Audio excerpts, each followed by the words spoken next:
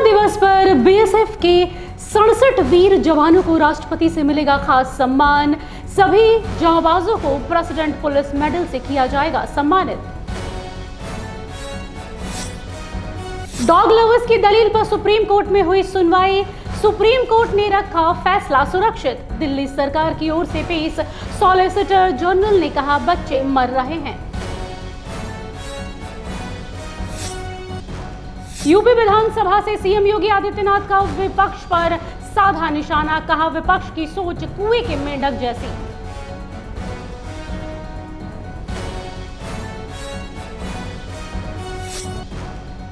सांसद पप्पू यादव पर विपक्ष का हमला। भाजपा नेताओं के दो एपिक आईडी पर साधा निशाना। कहा एपिक आईडी को आधार से लिंक करो, वोट चोरी खत्म होगी।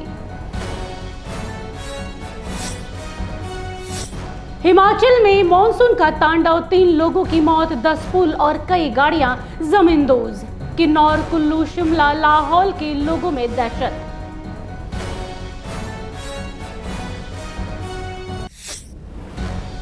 नमस्कार, आप देख रहे हैं आइडियल एक्सप्रेस। मैं हूं निशा मिश्रा। अभी की बड़ी खबर आ रही है पलामू थाना क्षेत्र से। जी हां, सिंगरा खुर्द में एक युवक ने आत्महत्या कर ली है। पत्नी की प्रताड़ना से युवक था परेशान। तंग आकर युवक ने उठाया है बड़ा कदम।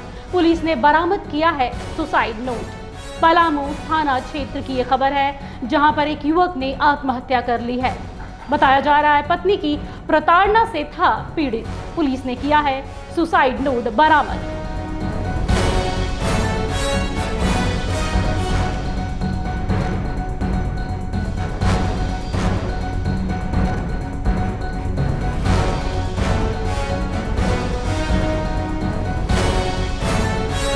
बढ़ते अगली खबर की ओर। अगली खबर आ रही है आरजेडी के नेता तेजस्वी यादव ने भाजपा की नेता वीणा देवी पर एक बार हमला किया है। जी हां, जुबानी जंग कह सकते हैं आप। तेजस्वी यादव ने कहा है कि वीणा देवी के पास भी 2 एपिक नंबर हैं। तेजस्वी यादव ने एनडीए सांसद वीणा देवी पर आरोप लगाते हुए कहा है कि इनके पास भी 2 अलग अलग एपिक नंबर हैं। बता दें, यह पहली बार नहीं है जब तेजस्वी यादव ने किसी विपक्ष के नेता पर वोट धांधली को लेकर आरोप लगाया हो। इससे पहले भी तेजस्वी यादव बीजेपी नेता और मुजफ्फरपुर के मेयर निर्मला देवी और बिहार के उप मुख्यमंत्री विजय सिन्हा पर 2 एपिक नंबर होने का आरोप लगाया है। बढ़ते अगली खबर की ओर। अगली खबर बोकारो से है, जहां पर बोकारो थर्मल प्लांट पर लोगों ने स्मार्ट मीटर को लेकर हंगामा बरपाया है। बोकारो जिला के बेरमो स्थित बोकारो थर्मल में स्मार्ट मीटर के खिलाफ वहां के लोग ही विरोध में खड़े हो गए हैं।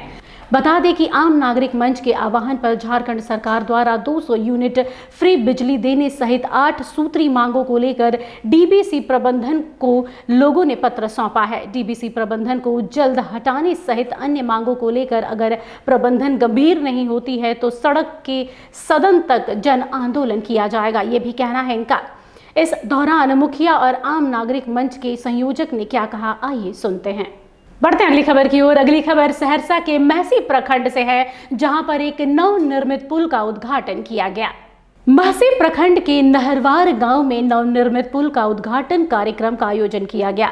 बता दें, इस पुल के बनने के बाद इस गांव के हजारों लोगों की कई समस्याओं का समाधान होगा। साथ ही लोग इस पार से उस पार जाने में आसानी महसूस करेंगे। इस नवनिर्मित पुल का नाम चचरी पुल रखा गया है। इस पुल का उद्घाटन वीआईपी पार्टी के सुप्रीमो मुकेश सहनी के द्वारा किया गया है। इस दौरान वीआईपी प्रमुख मुकेश सहनी की माने तो बड़े बड़े लोगों के जाने के लिए पुल का निर्माण हुआ है, लेकिन जो ग्रामीण इलाके हैं, जो असली भारत है, वहां पुल का निर्माण नहीं हुआ है। आज ग्रामीण और उनकी पार्टी के नेता द्वारा चचरी पुल का निर्माण कराया गया। आपको बताते चले, चचरी पुल के ठीक बगल में ग्रामीण कार्य विभाग का 2 स्पेन का पुल बना हुआ है, जिसकी लागत 4 करोड़ से अधिक बताई जा रही है। करीब 5 वर्ष हो गए, लेकिन इस पुल का निर्माण कार्य अभी तक पूरा नहीं हुआ है। वक्त हो चला है एक छोटे से ब्रेक का। मिलते हैं ब्रेक के बाद।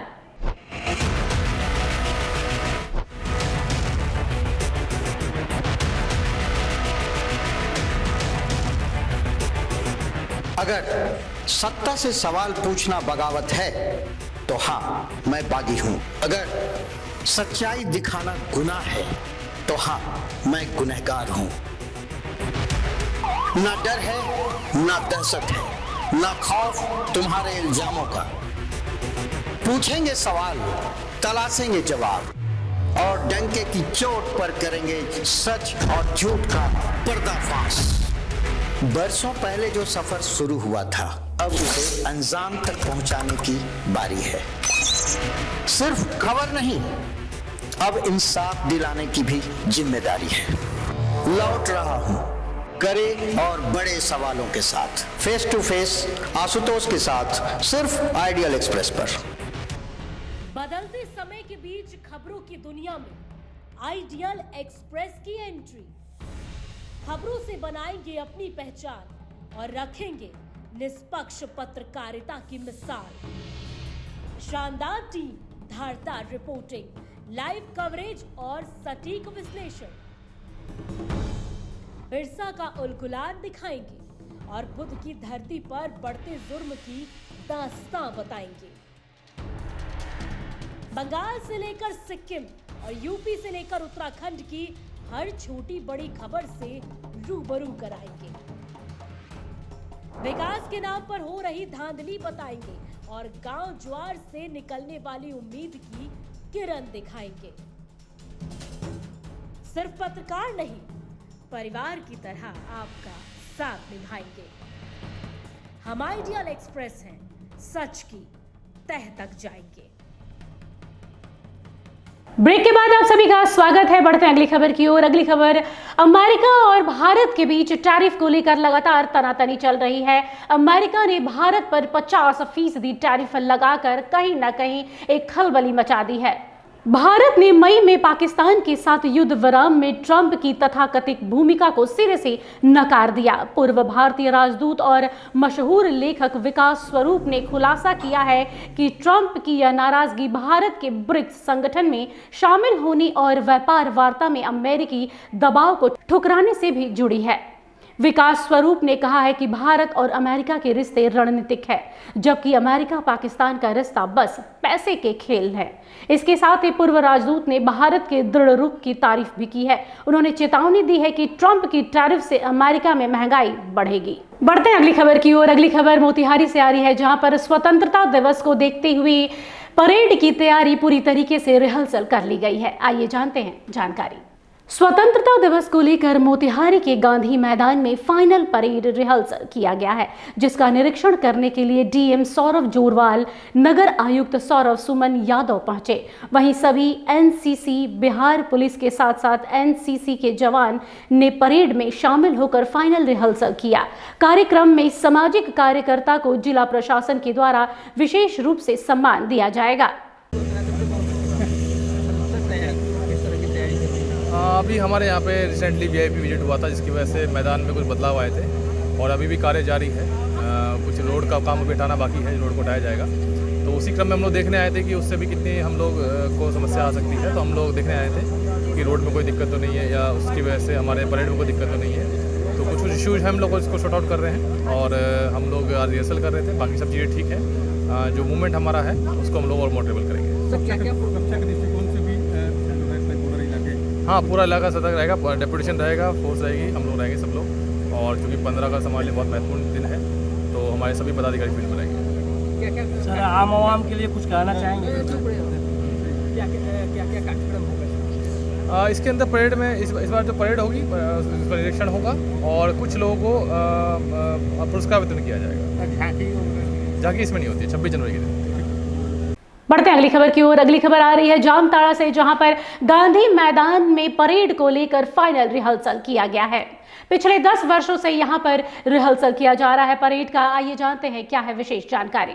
स्वतंत्रता दिवस को लेकर 10 अगस्त से ही परेड रिहर्सल किया जा रहा है। अंतिम दिन किया गया फुल ड्रेस रिहर्सल।